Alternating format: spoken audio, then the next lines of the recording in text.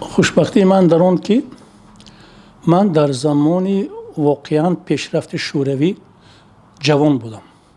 یعنی من اون چیزی که اون ایده بزرگی که در تعلیمات مارکسیسم است به اندازه تطبیقش رو دیدم و به یک خلاصه آمدم از چیزی دیده و آموخته و شنیدم که اون ایده که بزرگ‌های فلسفه انسانی معین کردند، یعنی اهل جامعه اون وقت آزاد می شود که منفعت همدیگر را حمایت کند، منفعت عموم را حمایت کند، واقعا تطبیق شده نیست و واقعا برای مردم ما، مردم شرق و از جمله مردم مسلمان شرق، جامعه عمومی این جامعه است که در همان زمان بود.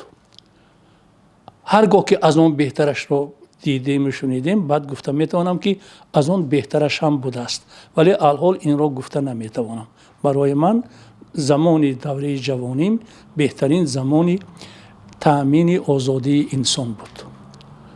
یعنی حالا این چیز حالا پر ifade نکرده است که تأمین زندگی عمومی انسان هست یا نیست. تأمین آزادی زندگی انسان وقتی می شود که حکومت امکانیت پیدا کند که معاش خوب پوره دهد، نفقه خوب پوره دهد، استیپندی خوب پوره دهد، ولی هنوز ما به این چیز نرسیدیم.